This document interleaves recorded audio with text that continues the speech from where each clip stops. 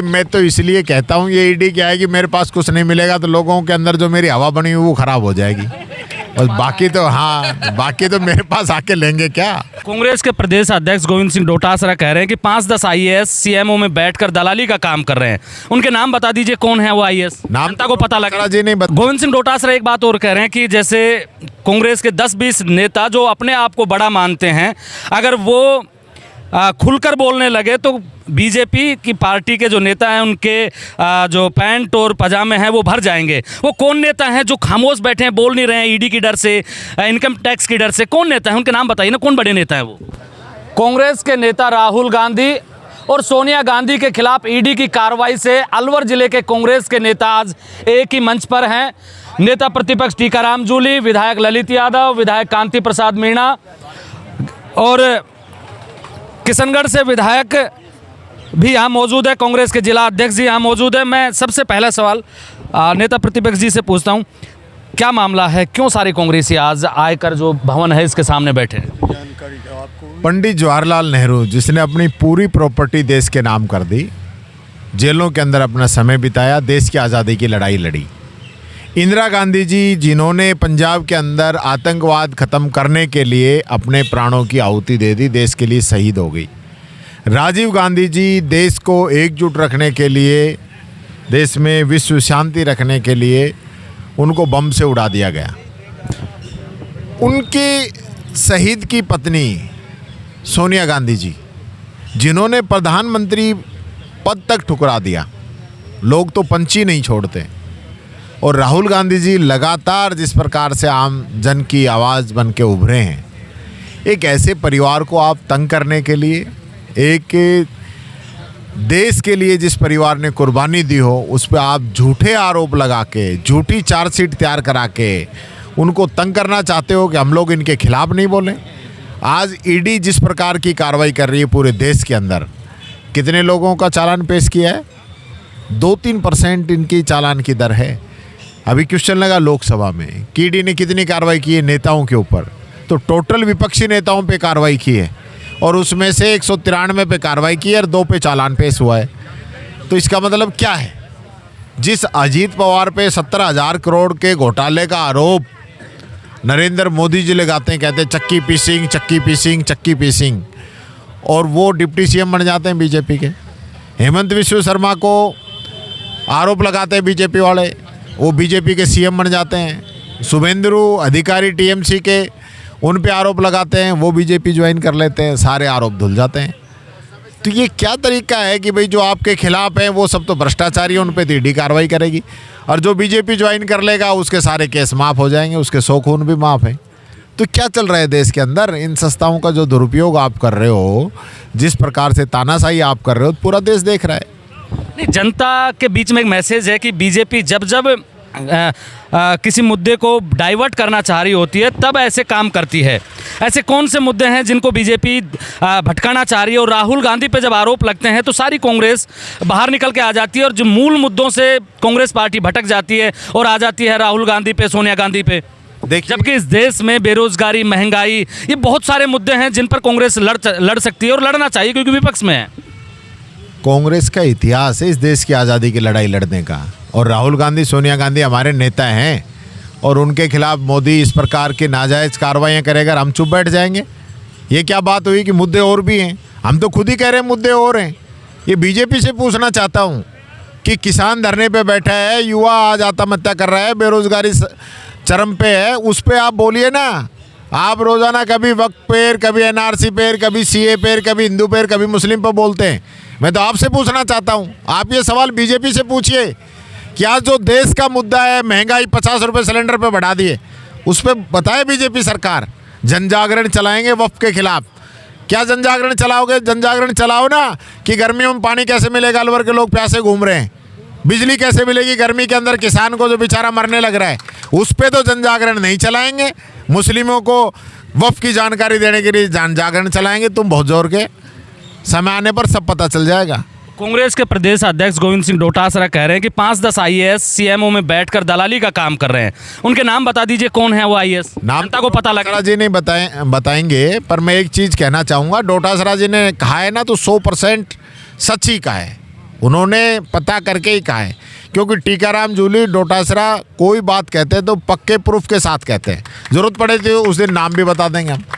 जरूरत पड़ रही है, देश के राजस्थान की जनता सुनना चाहती है कि ऐसे कौन से अधिकारी है। सिर्फ पूछेंगे तो बता देंगे, मोदी को भजनलाल जी पूछेंगे तो मैं बता दूंगा, मेरे से बात कर लेंगे। भजनलाल जी को बताएंगे, जनता को नहीं बताएंगे आप। जनता को तो अपना आप पता चल जाएगा।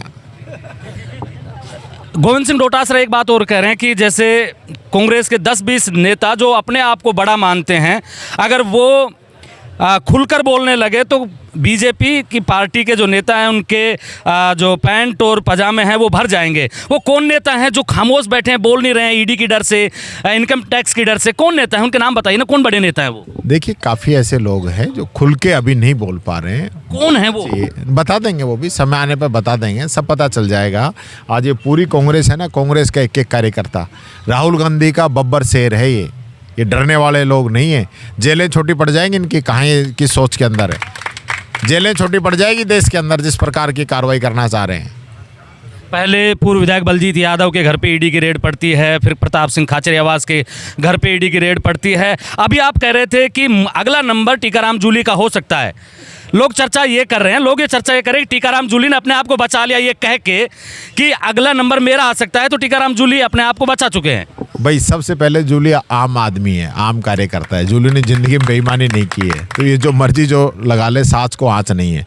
दूसरी बात मैं कहना चाहूँगा, वो जज के 15 करोड़ रुपए मिले हैं घर में। ईडी वहाँ गई है क्या? वो 15 करोड़ रुपए कहाँ से आए? पहले तो जज को पकड़ो जिसके पास पैसे मिले हैं, और फिर उनको पकड़ो जिन्होंने ये पैसे दिए हैं। तो ईडी उस पर कार्रवाई करे ना। राहुल गांधी, सोनिया गांधी क्या मांगती है? जो कंपनी एक पैसा देती नहीं, 1 रुपए का प्रॉफिट नहीं, 1 रुपए की तनख्वाह नहीं, 1 रुपए की सुविधाएं नहीं, जो अखबार देश की आज़ादी के काम आया, देश की आज़ादी की लड़ाई लड़ने के लिए हमने अखबार शुरू किया, उस समय हमारी पार्टी के नेताओं ने, पंडित जवाहरलाल नेहरू ने, महात्मा गांधी ने, सरदार पटेल ने, मौलाना आज़ाद ने, इंग्लिश में नेशनल हेराल्ड, हिंदी में नवजीवन, उर्दू में कौमी एकता। और ये अखबार देश की आज़ादी की लड़ाई लड़ने के काम आता था। समय आने पर उसके कर्जा हो गया, उस पर उसके जो कर्मचारी थे उसकी सैलरी नहीं दे पा रही थी। वो पैसा देने के लिए कांग्रेस ने कंपनी बनाई, नियमों में बनाई, 1 नंबर में बनाई, कोई चोरी नहीं की, और उसके खिलाफ इस प्रकार से आप कर रहे हो। तो कौन सा उसमें 1 रुपया सोनिया जी ने लिया हो तो हमें बता दो, राहुल जी ने लिया हो तो हमें बता दो। पहले मुख्यमंत्री को धमकी मिलती है जान से मारने की, फिर उप मुख्यमंत्री को मिलती है। कल डीसी बैरवा जो आपके विधायक है उनको धमकी मिली है। अलवर में मिनी सचिवालय को उड़ाने के लिए बम की धमकी मिलती है। क्या है ये सब, क्या चल रहा है? सर्कस। ये सरकार नहीं, ये सर्कस है। ये भजनलाल जी गृह मंत्री तो है नहीं कोई, खुद ही इन्हीं के पास चार्ज है, समय अगले के पास है नहीं। दिन भर जो है मौज मारते हैं, हेलीकॉप्टर लिया घूम के आ गए। जनता की कौन सुनेगा? मैं देखता हूँ इनके बयान आते हैं मुख्यमंत्री के कि पानी की कोई दिक्कतें नहीं आनी चाहिए, ईआरसीपी का पानी जल्दी आना चाहिए। तो बताओ तो सही, धरातल पे तो बताओ ना, धरातल पे आपने क्या काम किया है? आप तो अलवर के रहने वाले हैं, मैं भी अलवर का ही हूँ। ईआरसीपी के लिए 1.5 साल में सरकार ने क्या किया है, मैं पूछना चाहता हूँ आपके माध्यम से सरकार से। बता दे, 1 रुपया भी नहीं देखा। बताइए तो सही। तो 1 रुपया नहीं देखा। क्या कर रहे हो विधायक साहब?